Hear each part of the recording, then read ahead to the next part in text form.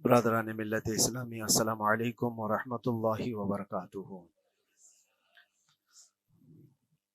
الحمد للہ الحمد للہ الحنان المنان الذي خلق الانسان وعلمه البیان، والصلاة والسلام على رسوله سید الانس والجان وعلى آلہ واصحابہ ذوی الخیر والاحسان، اما بعد فاعوذ باللہ من الشیطان الرجیم، بسم اللہ الرحمن الرحیم۔ وَأَمَّا بِنِعْمَةِ رَبِّكَ فَحَدِّثْ، صدق اللہ مولانا العظیم۔ بارگاہ رسالت معاذ صلی اللہ علیہ وسلم میں درود پاک کا ہدیہ پیش کریں۔ اللہم صلی علی سیدنا و مولانا محمد معدن الجود والکرم وآلہ واصحابہ الکرام وابنہ الکریم وبارک وسلم صلاۃ دائمۃ سرمدا ابدا۔ قرآن عظیم میں اللہ رب العزت ارشاد فرماتا ہے، وَقَلِيلٌ مِّنْ عِبَادِيَ الشَّكُورُ، میرے بندوں میں شکر کرنے والے بہت کم ہیں۔ اور یہ بات صحیح ہے کہ بندے پر بے شمار نعمتیں اللہ تعالیٰ عطا کیا ہے، بے شمار ہیں۔ وَإِن تَعُدُّوا نِعْمَتَ اللَّهِ لَا تُحْصُوهَا، اگر تم اللہ کی نعمتوں کو گننا چاہو گے تو شمار نہیں کر سکو گے۔ شیخ سعدی رحمۃ اللہ تعالی علیہ فرماتے ہیں کہ تمہارا ایک سانس لینا بھی نعمت ہے، سانس کا باہر نکالنا بھی نعمت ہے، اور اگر صرف سانسوں کی نعمتوں کا شکر ادا کرنے پر بندہ بیٹھ جائے تو پوری عمر اس کی تمام ہو جائے۔ باقی نعمتوں کا کیا ہے؟ بے شمار نعمتوں سے نوازا ہے اللہ تعالیٰ نے، لیکن انسان کی فطرت میں یہ بھی ہے کہ کبھی ایک چیز کی کمی محسوس ہوتی ہے تو وہ واویلا مچاتا ہے، بہت شور کرتا ہے کہ مجھے یہ تکلیف ہوئی، وہ تکلیف ہوئی۔ اس کے صحت کے زمانے کو وہ یاد نہیں کرتا، مصیبت کے زمانے کو بہت جلدی یاد کرتا ہے۔ اسی لیے شکر گزار بندے بہت کم ہیں۔ عادت یہ ڈال لیں، جب مصیبت آئے، کوئی تکلیف آئے، تو ہمارے اندر یہ احساس پیدا ہو جائے کہ میرے گناہ اس سے بھی بڑی مصیبت کے لائق تھے، اللہ نے کم مصیبت عطا کی۔ جب کوئی بیمار ہو جائے، جب کبھی کسی آفت میں مبتلا ہو جائے تو یقیناً درد تو ہوتا ہے، آدمی سہن نہیں کر پاتا، لیکن احساس دل میں یہ پیدا کرے اگر وہ انصاف کرنے پر آئے رب تبارک و تعالی میرے ہر گناہ کے بدلے بڑی بڑی سزائیں دے سکتا ہے، میں چھوٹی سی سزا میں ملوث ہوں، اللہ کریم اس کا شکر ہے۔ اسی طرح سے میرے عزیزو، ایک بات میں آپ کو بتاتا ہوں، خاص طور پر ہمارے قید کے زمانے میں بہت سارے ایسے قیدی جیل کے اندر جانے کے بعد ان کے حالات ایسے ہو جاتے ہیں، وہ نا امید اور مایوس ہو کر کفریہ جملے بکنے لگ جاتے ہیں۔ ان کے حالات ایسے ہو جاتے ہیں کوئی خدا نہیں، اگر ہوتا تو ہماری سنتا۔ بہت کچھ عبادتیں بھی کرتے ہیں، نہیں جب قبول ہوتی ہے تو مایوس ہو جاتے۔ تو یہ تو اندر کے حالات ہیں، باہر بھی کسی کے ساتھ ایسا ہو سکتا ہے۔ میں تو 10 سال سے دعا کر رہا ہوں، اولاد ہی نہیں ہوئی، کوئی یہ کہتا ہے۔ شادی ہو گئی، 10 سال ہو گئے، بچے نہیں ہو رہے ہیں۔ کوئی یہ کہتا ہے کہ میری بیٹی کا رشتہ ہی نہیں ہو رہا، ہر وظیفہ کر لیا، ہر دعا کر لیا، پھر یہاں سے نا امیدی، نا شکری۔ یہ جملے انسان کو کہاں تک پہنچا دیتے ہیں۔ ایک بات میں آپ کو بتاؤں، مولا علی کرم اللہ وجہہ الکریم کی یہ حکمت بھری بات ہے، ارشاد فرماتے ہیں جب کبھی مصیبت آئے اللہ کی طرف سے تو یہ امتحان ہے یا سزا ہے، کیسے پتا چلے؟ ظاہر سی بات ہے، ہر کوئی یہ کہتا ہے یہ تو اللہ کی طرف سے امتحان ہے، آزمائش۔ ہم بھی اندر تھے تو یہ بار بار احساس دلایا جاتا تھا، اور بعض لوگ یہ کہتے تھے کہ اللہ کی طرف سے آزمائش ہے، امتحان ہے، اس کو گزار لیجیے۔ بعض مرتبہ امتحان ہے اور بعض موقعوں پر سزا ہے، اور سزا کب ہے اور امتحان کب ہے یہ کیسے پتا چلے؟ بہت بڑا فارمولہ ہے۔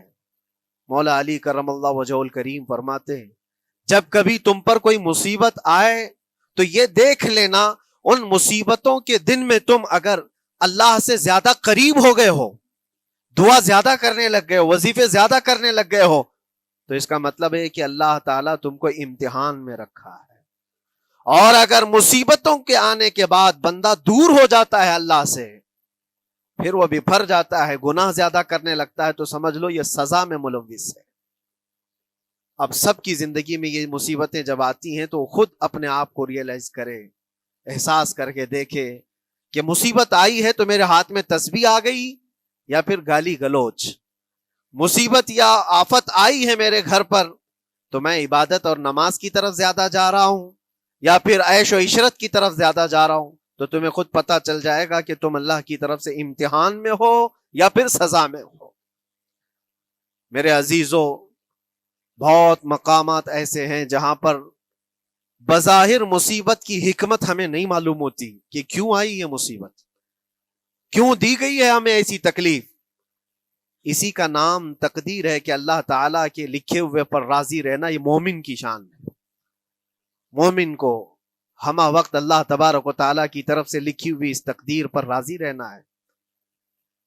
آپ کو میں ایک بات بتا دوں، حضرت ابو جندل ایک صحابی ہیں، مکہ مکرمہ میں ایمان لائے، رسول پاک صلی اللہ تعالیٰ علیہ وسلم جب ابھی مکہ میں تھے، اس وقت غریب صحابہ کو کفار مکہ، مشرکین مکہ کس طرح سے پکڑ کر مارتے تھے، کیسے کیسی سزائیں دیا کرتے تھے۔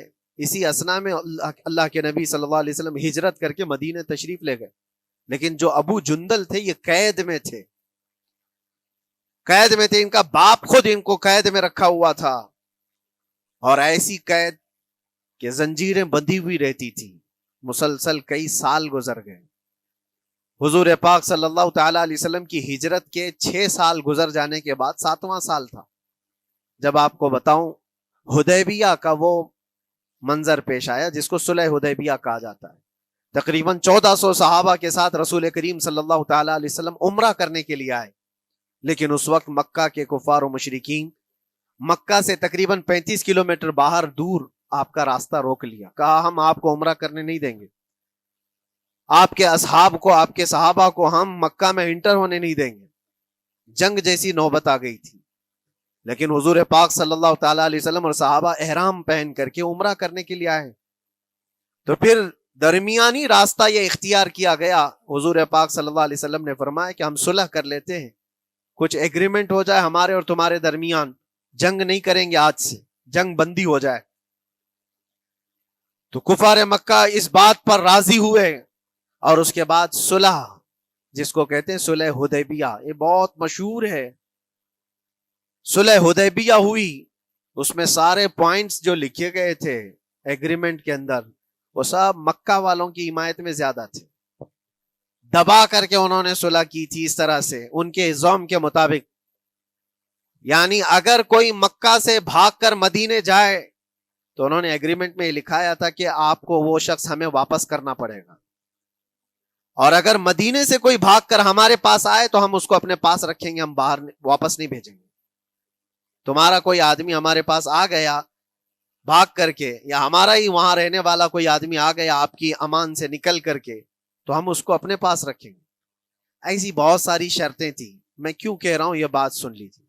یہ صلح حدیبیہ ہو گئی، ایگریمنٹ ابھی لکھا جانا تھا، وہ ابو جندل صحابی جو کئی سالوں سے مکہ میں قید میں تھے، زنجیریں توڑ کر کے وہ باہر نکل آئے، اور جب ان کو یہ خبر ملی کہ مکہ سے 35 کلومیٹر دور اللہ کے نبی صلی اللہ تعالیٰ علیہ وسلم اپنے صحابہ کے ساتھ پڑاؤ ڈالے ہوئے ہیں اور تشریف لانے والے ہیں، کسی طرح بچ بچاتے ہوئے وہ وہاں پہنچ گئے حدیبیہ کے مقام پر۔ جیسے ہی وہ پہنچے صحابہ میں ایک شور ہو گیا، صحابہ جانتے تھے کہ کتنے سالوں سے ابو جندل قید میں ہے، طرح طرح کی اذیتیں اٹھاتا ہے، بہت مصیبتیں اٹھائی ہیں ابو جندل۔ دیکھا ان کے جسم پر پورے زخموں کے نشان تھے، ہاتھوں اور پیروں میں زنجیریں لٹکی ہوئی تھیں۔ وہ اسی حالت میں صحابہ کے پاس آ گئے، صحابہ سب نے سینے سے سینہ لگایا، استقبال کیا، ابو جندل تم آ گئے ہمارے پاس، آ گئے۔ اب بات سنو، بڑی حیرت کی ہے، ایگریمنٹ لکھا جا رہا تھا اور ابو جندل مکہ سے فرار ہو کر کے آئے تھے۔ ابو جندل کا جو باپ ہے اور دوسرے جو رئیس مکہ کے تھے، قریش کے سردار، سبوں نے ہاتھ روک لیا اور کہا ہمارا ایک آدمی بھاگ کر آپ کے پاس آیا ہے، ایگریمنٹ کے مطابق اس کو آپ ہمیں واپس کرنا ہوگا، واپس لوٹانا ہوگا۔ مکہ میں رہنے والا شخص آپ کے پاس آیا ہے، وہ ہمارا قیدی ہے۔ حضور پاک صلی اللہ تعالی علیہ وسلم نے فرمایا ابھی تو لکھا نہیں گیا، اس سے پہلے وہ آیا ہے، چھوڑ دو اس کو، اس کے بعد جو بھی ہوگا اس پر عمل کریں گے۔ مکہ والوں نے کہا نہیں، ہم نہیں مانتے اس چیز کو۔ حضور پاک صلی اللہ تعالی علیہ وسلم نے یہاں تک فرمایا اس ایک شخص کو میری ضمانت میں دے دو، باقی تمہاری ساری شرطیں منظور کر لی جائیں گی۔ وہ رحمت للعالمین، نبی اکرم صلی اللہ تعالی علیہ وسلم اپنے غلاموں پر رحم کیسے نہ کریں؟ جب ان حالات میں دیکھا ابو جندل کو تو صحابہ بھی حضور کے پاس آئے اور کہا یا رسول اللہ صلی اللہ علیہ وسلم صلح کیوں کر رہے ہیں ان کے ساتھ؟ جنگ کریں گے ہم ان کو، ہم نے بدر میں، احد میں، خندق میں ان کے ساتھ جو مقابلے کی ہمیں تجربہ ہے، ہم ان کے پرخچے اڑا دیں گے، آپ اجازت دیں ہم جنگ کریں گے۔ اللہ کے نبی فرماتے ہیں میں جو دیکھ رہا ہوں وہ تم نہیں دیکھ رہے ہو، اللہ کا حکم نہیں ہے جنگ کرنے کا، صلح ہے۔ صلح ہو گئی، لکھا جا رہا تھا، اور یہ ابو جندل آئے۔ اب جب حضور پاک صلی اللہ تعالی علیہ وسلم نے فرمایا ٹھیک ہے، ایگریمنٹ کے مطابق ابو جندل کو مکہ واپس بھیجنا پڑے گا، اتنا فرمایا تھا حضور نے، ابو جندل دھاڑے مار مار کر رونے لگے اور صحابہ کو جا کر کے اپنے زخم دکھانے لگے کہ دیکھو مجھے واپس بھیجا جا رہا ہے، مجھے واپس بھیجا جا رہا ہے۔ تو صحابہ کے اندر بھی جوش تھا، اپنا آدمی جب کوئی اتنا مظلوم ہو، اتنا مار کھایا ہو، اور پھر واپس انہی ظالموں کے سامنے اس کو بھیجا جانا ہو تو کیا کیفیت ہوگی۔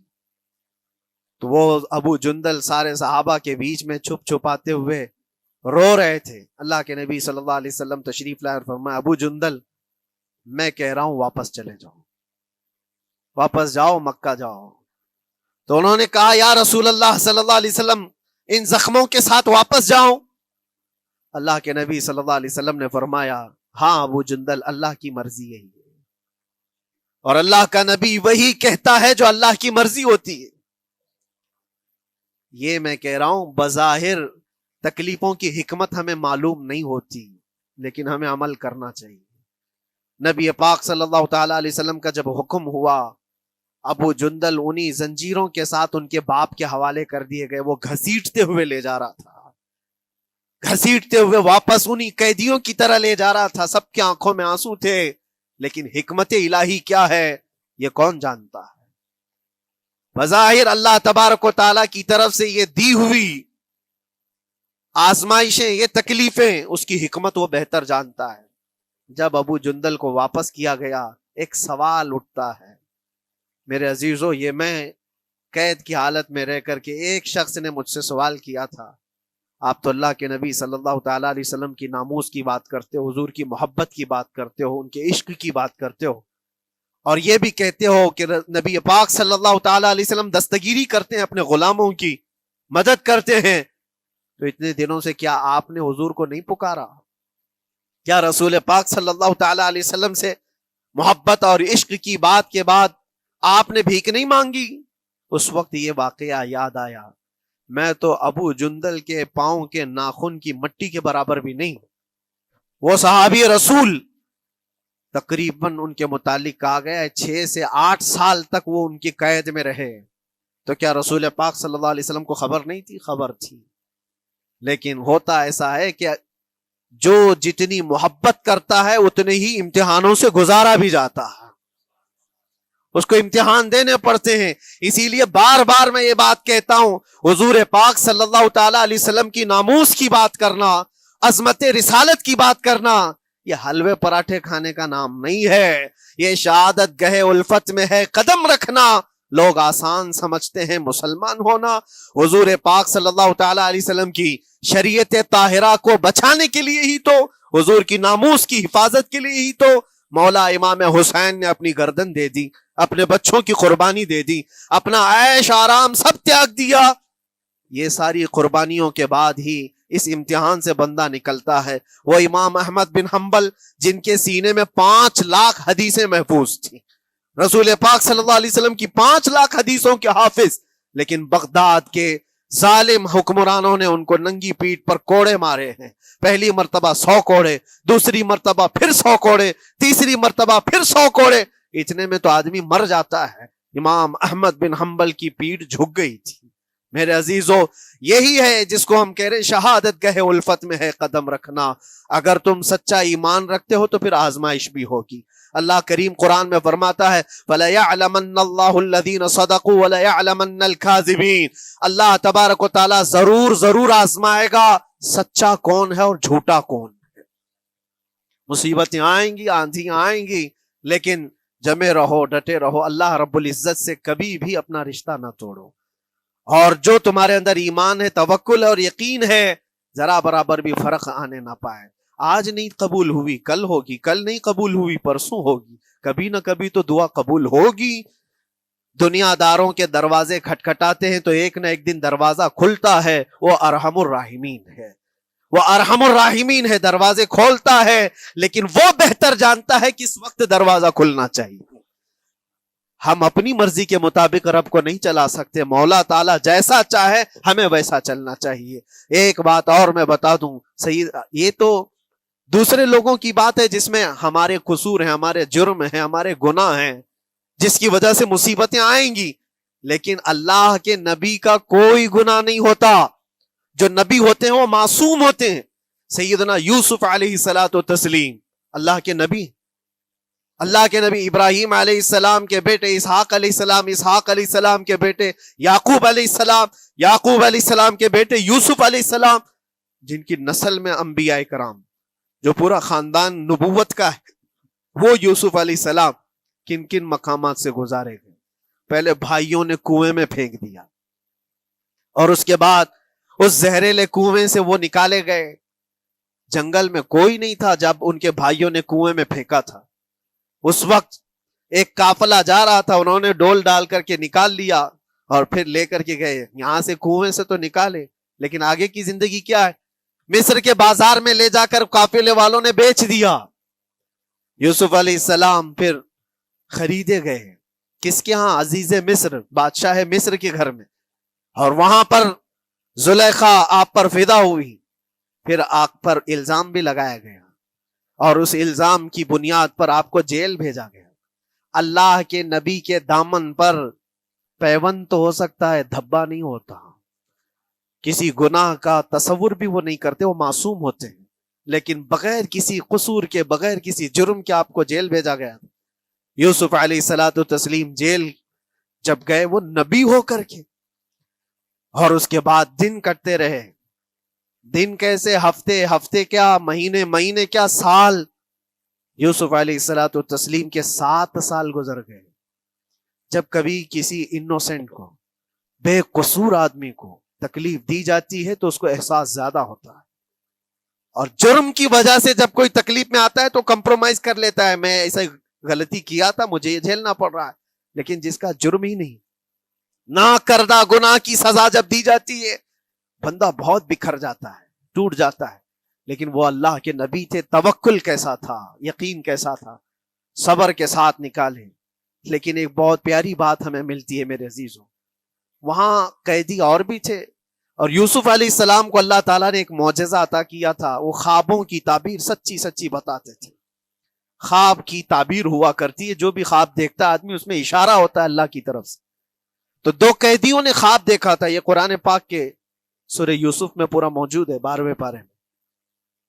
2 قیدیوں نے خواب دیکھا، اپنا اپنا خواب انہوں نے بیان کیا یوسف علیہ السلام کو۔ ایک قیدی نے دیکھا کہ وہ سر پر روٹیاں رکھ کر کے لے جا رہا ہے اور پرندے نوچ نوچ کر کھا رہے ہیں۔ دوسرے نے دیکھا کہ وہ انگوروں کو نچوڑ کر کے اس کے رس پی رہا ہے۔ تو انہوں نے بتایا یوسف علیہ السلام کے پاس، ایسا ایسا ہم نے خواب دیکھا ہے، اس کی تعبیر کیا ہو سکتی ہے؟ سیدنا یوسف علیہ السلام فرماتے ہیں، میں دونوں کے خواب کی تعبیر بتاؤں گا، لیکن اس میں سے ایک بندہ، اس سے آپ نے کہا تو وعدہ کر کے میرا بھی کام کرے گا، میرا بھی ایک کام ہے، تو کرے گا۔ 7 سال گزر گئے تھے، جو بادشاہ مصر تھا وہ بھی بدل چکا تھا، جس نے قید میں ڈالا تھا وہ ختم ہو گیا، دوسرا آیا، تیسرا آیا، جو بھی آیا، لیکن حکومت بدلی ہوئی تھی۔ تو خواب کی تعبیر بتانے سے پہلے ایک قیدی سے یوسف علیہ السلام نے کہا کہ میرا کام تو کرے گا؟ اس نے کہا ہاں، آپ جو کہیں گے میں کروں گا۔ تو سنو، تعبیر یہ ہے، جس کے سر پر روٹیاں رکھی ہوئی اور کوے کھا رہے تھے یا پرندے کھا رہے تھے، اس کی تعبیر یہ ہے کہ عنقریب تجھ کو موت کی سزا سنائی جائے گی۔ وہ غمگین تھا۔ دوسرے سے کہا تو انگور کے رس نچوڑ کر پی رہا تھا، تیرے خواب کی تعبیر یہ ہے کہ عنقریب تجھ کو رہا کر دیا جائے گا۔ تو آزاد ہوگا، اور تجھ سے ہی میرا کام یہ ہے کہ آزاد ہو کر جائے گا تو تو موجودہ وقت کے جو بادشاہ ہے، شاید اس کی فوج میں شامل ہو جائے یا اس کے سپاہیوں میں یا وزیروں میں، تو میری یہ بات اس تک پہنچا دینا، پچھلے 7 سالوں سے بے گناہ بے قصور ایک قیدی اندر ہے، اس کو آزاد کر دیا جائے، اس کو آزاد کر دیا جائے۔ اس نے کہا بالکل، اگر میں چھوٹا تو آپ کا ایک کام ضرور کروں گا۔ سنیے بات، چند دن نہیں گزرے تھے کہ اس ایک قیدی کو موت کی سزا ہو گئی، اس کو موت کی سزا سنائی گئی اور پھانسی ہو گئی۔ دوسرا یہ جو قیدی جس کو آپ نے رہائی کی خوشخبری دی تھی، اس کی بھی رہائی کی خوشخبری آ گئی، وہ آزاد ہو گیا۔ لیکن قرآن پاک میں ہے، آزاد ہو کر جب جاتا ہے آدمی تو پچھلا بھول جاتا ہے۔ اکثر ایسا ہی ہوتا ہے، کیا جیل کے دوست کون تھے کیا تھے کچھ پتا نہیں، اور آدمی تو یہ سوچتا ہے دوبارہ کبھی ادھر کے دروازے کو بھی نہ دیکھو۔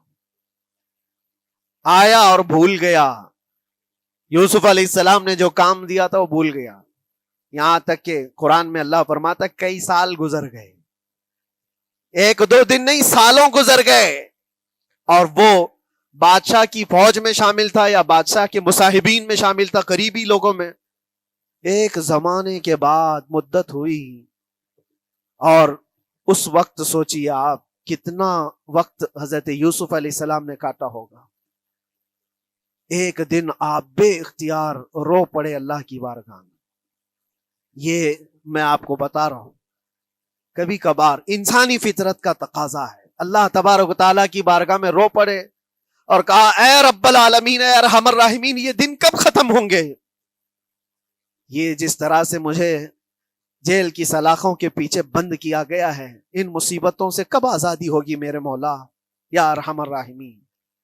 جواب رب تعالیٰ کی طرف سے آیا، یہ ہمارے اور آپ کی بات نہیں ہے، یہ اللہ کے نبی کی بات ہے۔ اب سنو، یوسف علیہ السلام کو جواب آیا، اے یوسف، جب تجھے جیل سے نکلنا ہی تھا، تجھے باہر جانا ہی تھا، تو دنیا کے بادشاہ کے پاس سامنے کیوں ریکویسٹ رکھا، میرے سامنے رکھ دیا ہوتا۔ اللہ اکبر، یہ توکل کا اعلیٰ درجہ ہے۔ اتنی مصیبتوں کے بعد بھی تم نے اس سپاہی کو کیوں اپنا قاصد بنا کر بادشاہ کے سامنے بھیجا کہ میری آزادی ہو جائے؟ یوسف علیہ السلام بہت روئے، سجدے میں گر کر کے مولا مجھے معاف کر دے، اور میرے ہر شے کا تو مالک ہے، اب میں زندگی بھر قید میں رہوں یا آزاد رہوں یہ تیری مرضی پر ہے۔ میرے عزیزو، پھر یوسف علیہ السلام کے ساتھ کیا ہوا؟ بادشاہ نے خود ایک خواب دیکھا اور وہ پریشان تھا، خوابوں کی تعبیر کوئی بتا نہیں رہا تھا۔ تب اس قیدی کو چھوٹے ہوئے کو یاد آئی بات کہ جیل میں ایک آدمی ہے جو سچی تعبیر بتاتا ہے۔ پھر اس نے بادشاہ سے کہا ایک قیدی بہت شریف اور صالح ہے، وہ سچی تعبیر بتائے گا، آپ کہے تو میں اس کو لے آؤں، اور اس نے مجھے یہ کہا بھی تھا کہ اس کو آزاد کرنا ہے، آپ کے پاس ریکویسٹ رکھنی ہے کہ وہ بے قصور قید میں ہے۔ بادشاہ نے معلومات حاصل کی اور اس کے بعد پروانہ دے دیا کہ اس قیدی کو آزاد کیا جائے جس کو بے قصور رکھا گیا ہے، اور میرے خواب کی تعبیر بتائی جائے۔ یوسف علیہ الصلوۃ والتسلیم کو لوگ آئے لینے کے لیے۔ اب یہاں منظر اور ہے میرے عزیزوں، کہا کہ بادشاہ نے خواب دیکھا، اس کی تعبیر بتائے۔ آپ نے تعبیر تو بتا دی کہ کیا ہونے والا ہے اگلے 7 سالوں میں بادشاہ کے ساتھ، یہ ساری تعبیر بتائی، لیکن جب آزاد کرنے کی بات آئی تو آپ نے کہا رہنے دو، اب مجھے قید میں رہنے دو، اس لیے کہ آپ کو یہ احساس ہوگا کہ میں بادشاہ کے پاس کیوں رکھا ہے اس مقدمے کو۔ لیکن بعد میں بادشاہ اور اس کے مصاحبین اور اس کے وزیر آپ کو اصرار کرتے ہوئے لے گئے اور لے جا کر کے سیدھے وزیر اعظم کے تخت پر بٹھا دی، سیدھے وزیر اعظم کے تخت پر بٹھا دیا۔ پھر رب تبارک و تعالیٰ نے فرمایا اے یوسف، جب تک ہم چاہیں تب اندر رہے گا آدمی، اور جب ہم چاہ لیں باہر تو پھر اپنی مرضی سے کوئی اندر بھی نہیں رہ سکتا۔ حقیقت ہے میرے عزیزو، جب مصیبتوں کے ختم ہونے کا وقت آئے پھر پوری دنیا کھڑی ہو کر کے بھی تم کو مصیبت نہیں دے سکتی۔ تکلیف نہیں دے سکتی. اور رب تبارک و تعالیٰ نے فرمایا وَإِن يَمْسَسْكَ اللَّهُ بِضُرٍّ فَلَا كَاشِفَ لَهُ، اگر تم کو اللہ کی طرف سے کوئی مصیبت آئے تو کوئی اس کو ہٹانے والا نہیں ہے. وَإِن يَمْسَسْكَ اللَّهُ بِخَيْرٍ فَلَا رَادَّ لِفَضْلِهِ، اور اگر اللہ تبارک و تعالیٰ کوئی بھلائی کسی بندے کو دے دے تو دنیا کی کوئی طاقت اس کو روک بھی نہیں سکتی. آج اگر رب تبارک و تعالیٰ ہم کو کوئی مقام اور مرتبہ دے دے، کوئی عزت اور انعام دے دے، سارے کتے بھونکتے رہیں، اس انعام کو کوئی رد نہیں کر سکتا. اللہ تبارک و تعالیٰ کا دیا ہوا فضل اس کو کوئی کاٹ نہیں سکتا، اور اس کی دی ہوئی مصیبت کو کوئی دوسرا ٹال بھی نہیں سکتا. اسی لیے آؤ لگے رہو اسی بارگاہ میں اور عرض کرو کہ مولا مجھ سے جو خطائیں ہوئی ہیں اس کو درگزر فرما دے، اور جس طرح کی بھی تو زندگی دیا ہے یہ تیرا شکر ہے مولا. شکر ادا کرنے کی عادت ڈال لو. اللہ تبارک و تعالیٰ فرماتا ہے لَإِن شَكَرْتُمْ لَأَزِيدَنَّكُمْ، اگر تم شکر ادا کرو گے تو میں اور زیادہ عطا کروں گا، اور زیادہ عطا کروں گا. آج اگر تھوڑی سی مصیبت ہے تو شکر ادا کرو کہ مولا بڑی مصیبت تو نہیں آئی ہے، یہ بھی تیرا کرم ہے، تیرا احسان ہے.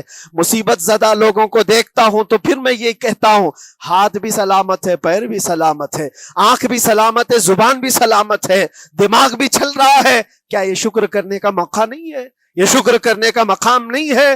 آؤ ہر دن اللہ کا شکر ادا کرو، شکایتیں کم کرو. اللہ تبارک و تعالیٰ کو یہ زندگی پسند ہے. وآخر دعوانا ان الحمد للہ رب العالمین. السلام علیکم.